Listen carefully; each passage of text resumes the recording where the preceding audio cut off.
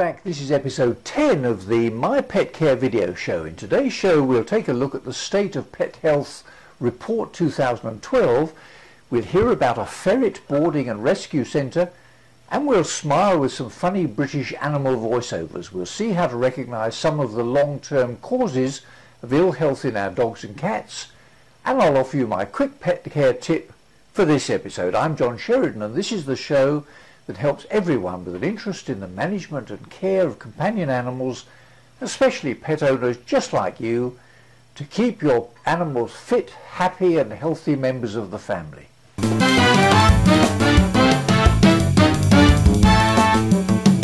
Did you know that the average age of our pet animals, particularly of dogs and cats, is growing? Most of them, particularly those that are well cared for, are getting older. There are lots of reasons. Some of the killer diseases common when I graduated many years ago are being kept under control by vaccination. We're more aware of the need for regular exercise, good nutrition, and regular preventive treatment against many of the common internal and external parasites. Road accidents involving pets and resulting in death, broken bones and other major injuries are much less common, and yet, just as in people, the incidence of chronic disease tends to increase as we and our pets get older. Banfield Veterinary Hospitals in the United States prepared a report entitled The State of Pet Health 2012, which you can download freely from the web. Here's a short clip which introduces the report and highlights some of the findings. Hey honey, didn't Jim and Patty move the Yorba Linda? Something like that? Chronic diseases in dogs and cats are on the rise. Yeah, hi sweetie, how are you? Well, we knew that was going to happen. And after many pets turn a year old, their number of annual vet visits tends to drop. Excuse me? Does she need to go out or something? A lot can happen after their first year that your pet can't tell you about. Okay, guys. What is it? Your pet's trying to tell you something.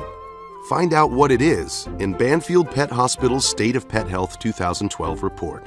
Now for the website search for this episode. Have you ever owned ferrets as pets? I never have, and to be honest, I was always conscious of those sharp little teeth when a client brought a ferret into the surgery when I was in practice. Many keep them as working pets, hunting rabbits, but they can also be playful, active, curious, and loving pet animals. But you do need to have the time to care for them and interact with them because their physical and mental health depends on it. Here's a clip in which Dominica Alicia, principal of the Paws marketing website, interviews Michelle Owen, who owns and runs the Ferret Boarding and Rescue Centre in Wolverhampton. Tell me, how did you start with ferret? What really inspired you to actually build this amazing rescue? I had one as a teenager that I took over from my brother, and then my mum had to give him away when I went to go and live in Spain. And then it was 13 years ago when I moved in here that I decided I wanted one again. So I had two, and then I started collecting my own little family, and then I started boarding them for people because there was nowhere for ferrets to go when they went on holiday. So I started looking after them for people, and then I'd had my first little rescue. Somebody in the pub where I worked said, can you go and get this ferret? And then I started rescuing for the RSPCA, and I've been doing rescue work now for about 10 years. So they are For rehoming, I've got about 35 still to look for homes at the moment. This year I've taken in about 300 so far. A lot of people sort of hand over the ferrets when they're having children. If they decide they're going to build a family, they think that they can't look after the ferret at the same time, which I don't think it's fair to give the ferrets away. Just because there's a child coming, they should make the time for the two. I do get a lot of rescues that are found walking the streets, and the public pick up, and they either bring them here or the RSPCA. The biggest challenge is obviously getting the poorly ones back to health. And obviously financially as well, because although I've taken that many in, I do it all out my own wages and don't get any help or support or anything. So I have to fundraise as well to raise the money so that I can look after them all. Certainly if you're going to buy them or adopt them, obviously if you're having kits, get them neutered at 6 months old, because then it stops any unnecessary breeding. If you get them from a rescue centre, 90% of the time they will be neutered, they'll be vaccinated, and they will be handled. So that obviously then you're not having a naughty ferret if you've not had them before, because obviously ferrets can bite. But obviously the rescue centres will give you advice where pet shops and that won't. And their knowledge is less than somebody that's run a rescue and had ferrets for years. So if you live in the UK and you're interested in ferrets as pets, take a look at the Paws Marketing and the Wolverhampton Ferret Boarding websites to hear more about them and the services they offer. Now let's smile with some animals for this episode. Nighttime. Daytime. Nighttime. Daytime.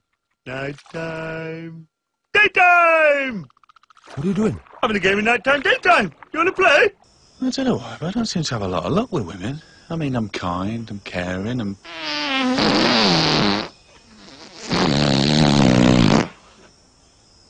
No, it's a mystery, that.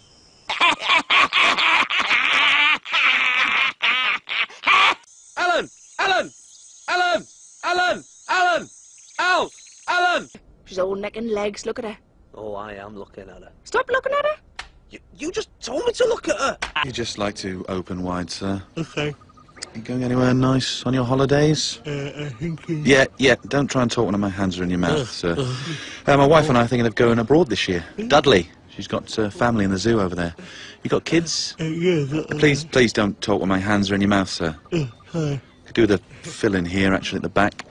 Is it mainly bananas you eat? Bananas, yeah. I won't tell you again, sir. Please don't try and speak when I'm working inside your mouth.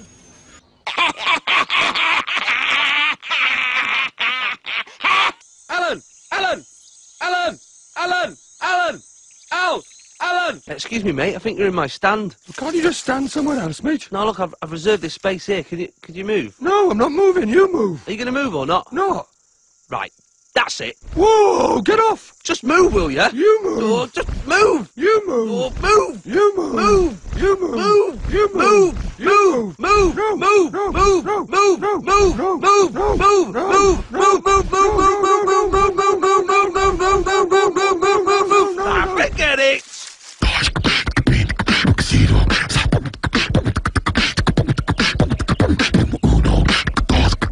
Sid. Who's that? This is your conscience, Sid. What? You've been a very naughty boy, Sid. I ain't. Leaving them banana skins on the floor so people slipped on them. No, I didn't. The bin bag, it ripped. Bin bags? To dispose of biodegradable banana skins? You What? must be punished. Gets him every time.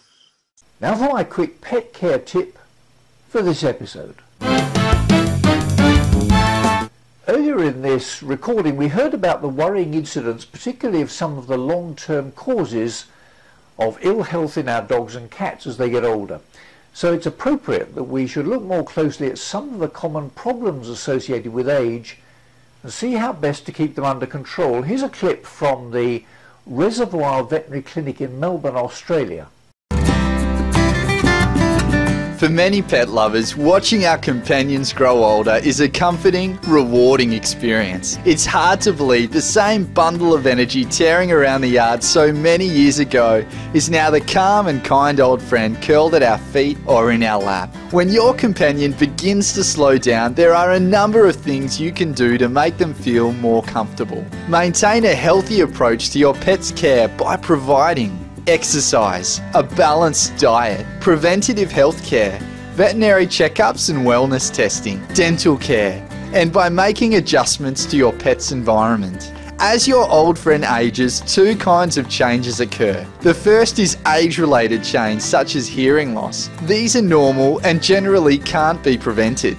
The second kind is pathological change, such as heart disease, senility, and arthritis. These can be successfully managed. As a pet owner, your help is essential in observing the early warning signs of disease, together with modern diagnostic tests and regular veterinary physical examinations. We can help your pet live a long and healthy life. Critical early warning signs of age-related disease include changes in appetite, weight, toileting, mobility, general behaviour, sleep patterns, drinking and eating, body and coat condition, teeth and gums, or if your pet starts to cough, has an onset of diarrhea or vomiting, or you notice unusual odours or behaviour such as head shaking.